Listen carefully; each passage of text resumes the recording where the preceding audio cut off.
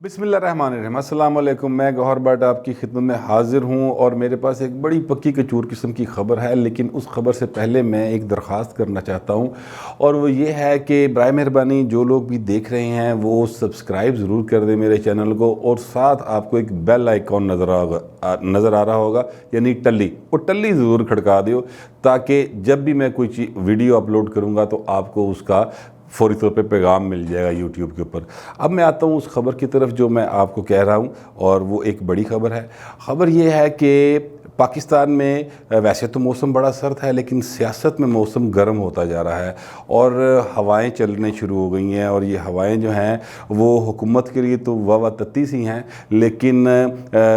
Opposition के लिए ज़रा ठंडी हवा का झोंका एक आया है और ये हवाएं तब्दीली की हवाएं भी बन सकती हैं। जी हाँ, मेरी इतलात ये हैं और मुझे जो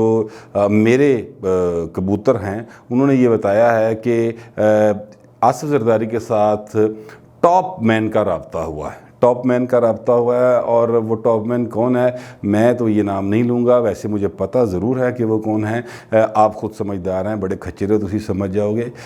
वो टॉप मैन जो है उन्होंने राब्ता किया है और जरदारी साहब को उन्होंने यकीन दिलाया कि अगर आप इस हुकूमत को हटाना चाहते हैं तो हम जो हैं बिल्कुल असी विच नहीं आवांगे, तुसी जानो इमरान खान जाने, हम एक साइड पे खड़े रहेंगे। जो भी आप इन हाउस चेंज लाना चाहते हैं इन हाउस चेंज ले आएँ, और हम आपकी इसमें मदद नहीं करेंगे, ना आपकी करेंगे ना उनकी करेंगे। आप अपने ज़ोरे बाजू पे हटा सकते हैं, बिल्कुल हटा दें, और मुज़ाकरात ज़रूर करें, क्योंकि मुज़ाकरात के नतीजे में चीज़ें बेहतर हो सकती हैं। आसिफ जरदारी साहब को इस बात का यकीन सा हो गया और उसके बाद उन्होंने नवाज़ शरीफ को इस बात पर कायल किया है। आपको याद होगा कि आज से 3-4 रोज़ पहले मैंने आपको बताया था कि आसिफ जरदारी साहब नवाज शरीफ और मौलाना फजल रहमान की एक मुलाकात हुई, फ़ोन पे बात हुई वीडियो लिंक के ऊपर, और वो जो बात हुई वो मरियम नवाज़ साहबा फजल रहमान के घर गई थी इस्लामाबाद, वहाँ पर ये सारा हुआ था। और वहाँ पर नवाज शरीफ ने ये कहा था कि देखें, अगर हमने 2 साल दिए शहबाज शरीफ को कि वो कहते थे कि जी मैं गेम चेंजर हूँ और मैं चेंज ले आऊँगा, वो नहीं ला सके, तो अब हमें 1-1.5 माह जो है वो हम इसको भी देते हैं आसिफ जरदारी साहब को। तो हमने वैसे भी जो लॉन्ग मार्च है उसकी तारीख फरवरी के एंड में ही रखी हुई है, तो इसलिए ये टाइम देने में कोई हर्ज नहीं है, जिस पर मौलाना फजल रहमान थोड़ी सी यानी नखरा दिखाने के बाद मान गए थे बहरहाल। तो उसी के नतीजे में आगे जो PDM का इजलास हुआ उसमें भी चीज़ें जो बड़ी स्मूथ चली कि ठीक है हम सेनेट के इलेक्शन में भी चले जाएंगे और ज़मीनी इंतखाबात में भी चले जाएंगे। तो ये सारी बात जो है वो उसी तनाज़र में थी। अब मुझे जो इतला मिली है वो ये है कि आसिफ जरदारी साहब को जब इस बात का यकीन हो गया कि इस बार ये मेरे नाल हाथ नहीं करेंगे,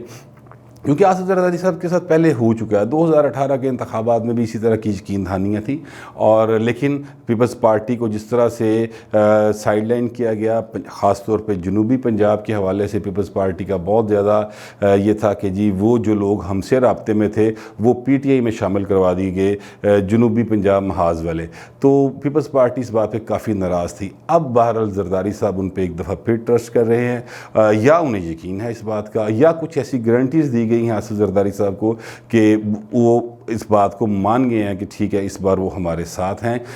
या कम अज़ कम जो हैं वो साथ नहीं हैं तो वो किसी इमरान खान के साथ भी नहीं हैं। तो इसलिए बैलेंस यानी उन्होंने कर दिया है। तो वो अब आसिफ जरदारी साहब ने उसके बाद जो है राब्ते अपने तेज़ कर दिए हैं।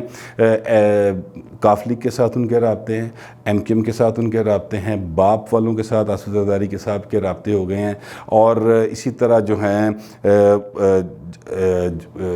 JWP यानी जमहूरी अवामी पार्टी जो है, जमहूरी वतन पार्टी जो है, उनके साथ भी राब्ते हो गए हैं। तो वो अब इन राब्तों को ज़रा मटेरियलाइज़ करने की तरफ जा रहे हैं, और इस ज़मन में नवाज शरीफ ने उन्हें मुकम्मल तौर पर गो हेड दिया है। वैसे तो मेरे ज़राए ने ये भी बताया कि टॉप मैन की तरफ से नवाज शरीफ के साथ भी राब्ता शायद किया गया या कोशिश की गई या दरमियान में को साहब पड़े, तो लेकिन नवाज शरीफ ने कहा कि आप मेरी तरफ ना आएँ, जो जरदारी साहब से आप कमिटमेंट कर रहे हैं या जो जरदारी زرداری صاحب کہہ رہے ہیں میں نے اپنی جو گیند ہے اس وقت زرداری صاحب کی کورٹ میں ڈال دی ہے، وہ جو جہاں چاہیں اس کو استعمال کریں۔ لہٰذا زرداری صاحب جو ہیں وہ اگرچہ بیمار ہیں لیکن وہ آپ کو پتہ ہے یہ کھیلتے بہت اچھا ہیں، کم از کم نمبر گیمز میں وہ بہت اچھے ہیں۔ پبلک پالیٹکس میں ان کا امیج اتنا بہتر نہیں ہو سکا پنجاب کی حد تک، یہ انفارچونیٹ بات ہے، لیکن جو نمبر گیمز ہیں اس میں آصف زرداری صاحب کا کوئی جوڑ نہیں ہے۔ یہ کام انہوں نے پہلے بھی کیا، بلوچستان میں ان کی ایک سیٹ نہیں تھی لیکن انہوں نے حکومت تبدیل کروا دی تھی۔ تو اس طرح سے آصف زرداری صاحب کا ایک ٹریک ریکارڈ موجود ہے۔ تو اب آصف زرداری صاحب اس کام کے لیے آگے بڑھے۔ میں تھوڑا سا آپ کو یہ نمبرز بتا دوں قومی اسمبلی میں کیا ہیں۔ پی ٹی آئی کے پاس 156 نشستیں ہیں ذاتی ان کی اپنی، باپ کی 5 ہیں، کاف لیگ کی 5 ہیں، ایم کیو ایم کی 7 ہیں، جی ڈی اے کی 3 ہیں، جے ڈبلیو پی کی 1 ہے، آزاد 4 ارکان ہیں۔ یہ ہے حکومت کی سائٹ۔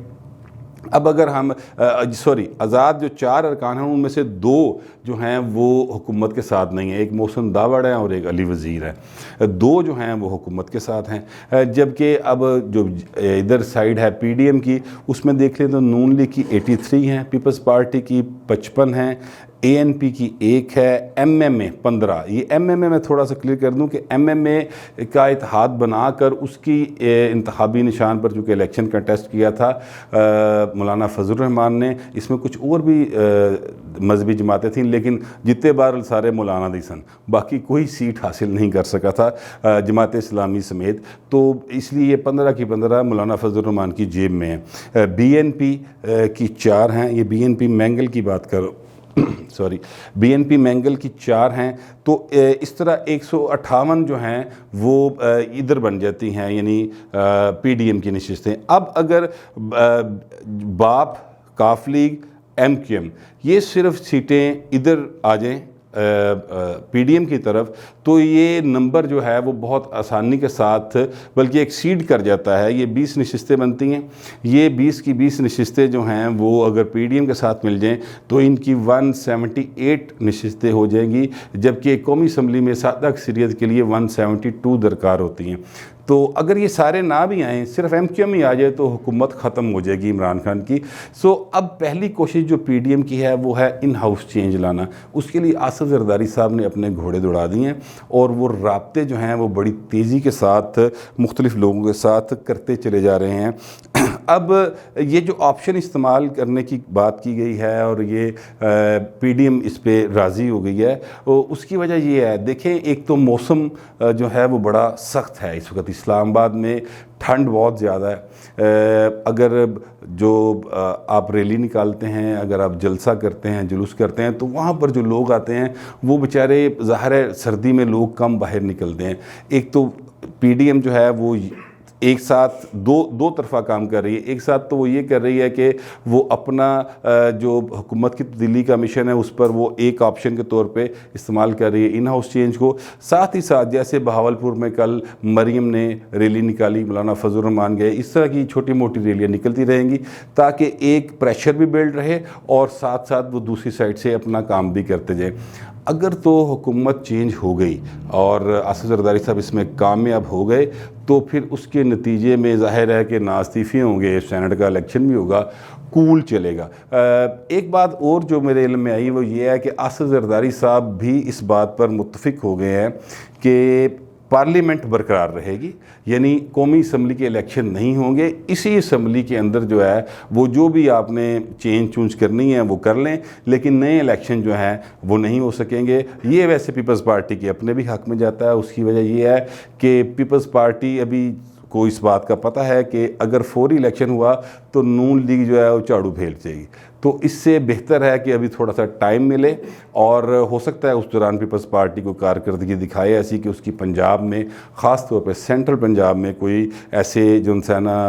صورتحال بن جائے کہ وہ الیکشن تھوڑا سا جیت نہ سکے لیکن چلیں کہ 2 4 5 سیٹیں تو نکل آئیں نا، تو اس طرح کی صورتحال جو ہے وہ بن جائے۔ یہ اب تک کی ساری صورتحال تھی، تو میں نے سوچا کہ یہ صورتحال آپ کے ساتھ میں شیئر کر دوں، لیکن سیاست جو ہے وہ مستقل جاری رہنے والا عمل ہوتا ہے، اس میں کوئی چیز کبھی بھی حتمی نہیں ہوتی۔ اب تک کی جو میرے پاس اپڈیٹ تھی وہ میں نے آپ تک پہنچا دی، جیسے جیسے کوئی مزید اپڈیٹ آئے گی میں آپ کو اس بارے میں آگاہ کرتا رہوں گا۔ اب تک کے لیے اتنا ہی، ملتے ہیں اگلے ویلاگ میں۔